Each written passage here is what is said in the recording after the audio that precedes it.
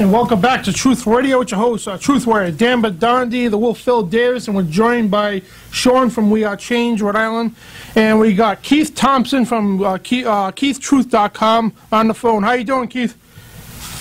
Hey, I'm doing great, Dan. Thanks for having me on the show. Oh, no problem, and it's a pleasure to have you on. And we watched the documentaries, and I got to tell you, for 18 years old, making Exposing the Satanic Empire, you know, God has truly blessed you, man, with knowledge. I mean, that documentary woke me up on a lot of stuff. Amen. Thank you. Well, you know, I try to be as accurate as I can and provide documentation, and that's the most effective way, I think, in the truth movement, is to make sure you cite everything and just prove what you're saying, you know. Absolutely. Because a lot of people in the truth movement, you know, they just make a lot of claims without documentation and take people in all kinds of different paths, and it just gets them lost. So we try to avoid. Absolutely, and like you provide so much facts, so much documentation, quotes from presidents and, you know, other founding fathers and everything else, and especially a new one, Aquarius: The Age of Evil. I mean, that is an outstanding documentary, and like it's one of the best so far I've seen. Thank you.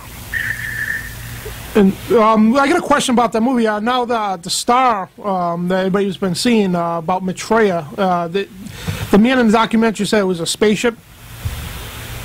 The star? Yeah, the star in the sky, the bright one everybody's been seeing lately.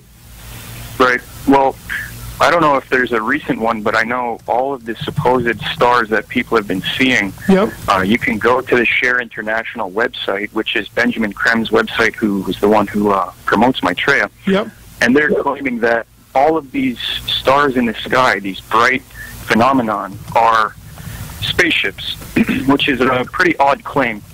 And they claim that this Maitreya figure will be able to explain this whole phenomenon and basically put everybody on the same page. And in the film, I talked to Dr. Scott Johnson about this, and it seems to kind of feed into this, you know, this Hollywood sensation of UFOs and aliens and things like this. So it's really strange that they would associate Maitreya with this, for sure. Yeah, absolutely, because we know that the Nephilim and everything the Bible talks about, not you know, Martians, a little green men from Mars, everything. You know what I mean? Right, that's part of the Great Deception and all that. And yeah, again, yeah, you're right. Hollywood uses this alien propaganda. That's why in most of these new movies, like The Knowing and everything else, the aliens saved the world or humanity, and they try to propagate this alien objective. So when the Nephilim come back, they're going to be portrayed as the real creators or whatever gods is, if you will. Right, and I think from a biblical standpoint, you know, when you look at aliens or ascended masters, as the New Agers believe in, and things like this, I think we can argue that these aren't really aliens or ascended beings. I think we can argue successfully that they're actually demonic manifestations. Absolutely. Simply based on the fact that the occultist Aleister Crowley would channel demons. He would invoke demons and get them to appear to him. And he would do this with his magic. And he actually drew a picture of one of these beings that he invoked. And it looks exactly like how we think gray aliens look. Yep. So I don't think that aliens exist. I think, if anything, they're demons, you know? Yeah, that's my belief too, because again, the world perceives them as these aliens, and we know from the biblical view that they're called the Nephilim and everything, the fallen ones. That I don't know if you're familiar with Chuck Missler or Steve Quayle. You know, Chuck Missler has a really good lecture on this. Yeah, I've seen that one. Yeah, and everyone should go check that out. Yeah, and we promote his stuff as well. He's going to be coming on the show this month, hopefully in June. I mean, and but I mean, like, yeah. We talk about these all the time, how, you know, that the Nephilim, not, you know, aliens from outer space or anything, and it's a big deception going on. And but your documentaries, I mean, like you've been obviously been studying all your life about the occult and the Illuminati and everything, and you know, I mean, amazing documentaries. I mean, there's not enough words to describe it. I mean, they're the best, you know, for those documentaries and everything. Thank you, and just to let people know, the full version is now available for free, as well as on DVD. You can watch it for free if you go to my YouTube channel, Keith Truth. Right in the description of the channel, there's a link to the full free version, which just came out, because New Agers have been going around flagging the YouTube version, the 10-minute parts, so I had to take that down. I had 48 hours to comply, or else they said they would have to ban my channel, so I was forced into deleting it off my YouTube, but it's now available for everyone to watch in full high-quality version. You know, what an awesome documentary. I mean, I've seen it. I mean, it's phenomenal. Like, again, Thank you know, you. and but I mean, like, do you have any plans for any more documentaries soon, or?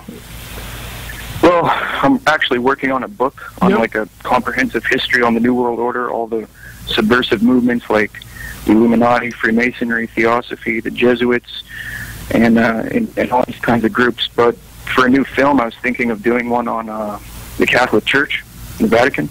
Yeah, we reported a lot about that too, the deception behind that and everything else, and we get a lot of heat from people in Providence here because it's a high Catholic area, so we're under a lot of heat with these people. Yeah. Well, the thing is, you know, if you don't talk about the Catholic Church or the Jesuits, then you're a Jesuit agent. Absolutely. You know, that's what people are going to say. So. Yep. But they are involved. Like, if you look at the modernism in the Catholic Church, they are calling for a new world order and world unity of religions and things. So it's not like they don't play a role. Pope Benedict and Pope John Paul both called for a new world order, and Pope John took they say he exiled that part of the new world order out of the Bible, saying it's not evil no more. And members of the Vatican have already said that they smell the smell of sulfur in the Vatican now. Wow, really? Yeah, and we got a clip from Liberty Radio. I don't know how true this might be, but they said in the Vatican, the Pope Benedict touched the Bible, and he went to go pick it up to move it, and it burned his hand. And he told everybody this. I told you this book was dangerous. And I don't know if that's true or not. I mean, I heard it from Liberty Radio, so they're a pretty good radio station. And it'd be good to, like, if that's true, verify it with the source, see exactly where it comes from. But hey, I wouldn't doubt it. You know, the Catholic Church is not what it looks like it is. It's not a peaceful church. So not at all. I mean, you can see the sun deity when you walk in the church. And if anybody studies symbolism, you can see all the symbolism of the sun deity all through the church. The paganistic background and everything else, and you know the Roman crosses, and it's they have the obelisk right at the Vatican. Yep. The Zodiac, it's all there. Yeah, and it's like they put behind. They have pictures of Jesus holding up his two fingers with the thumb, representing the demigod. And I even seen pictures of him doing the Luciferian horn, the goat of Mendes hand symbol, right in the church. Yeah, that's where that comes from, right? The two fingers comes from Eliphas Levi. I think he made that portrait, right? Yep. Lucifer. Yep, and I seen a copy of that in the Springfield, Massachusetts Museum. There's baby Jesus sitting on Mary's lap, and one hand he's doing the demigod, the other hand he's doing the goat of Mendes. And people can't see that. I'm like, then you got the Eye of Horus. I went by this Episcopal church, big cross in the window. The Eye of Horus, illuminated Eye of Horus, is right in dead center of the cross. And they call it well, that's a good reason to learn what we need to know so we can be able to spot these things. Yep. And right now, the public's mind is just focused on irrelevant celebrity stuff, Fox News, sports. But really, it should be quite obvious now that there's a new world order, and it's an admitted fact that there are elites wanting to create a new world order, and they admit it in their works. And so what we need to do now is recognize what they believe, expose it, and spread awareness so that people don't fall into these occult beliefs, because you'll see a lot of that. Even in the truth movement, you'll see a lot of people falling into occultism, and then eventually that slippery road leads down to accepting a one-world utopia for the age of Aquarius, which we talk about in the film. And it's just downhill from there. And people out there who think the New World Order is a conspiracy. I'm sorry? What's that? I was just saying people... Oh.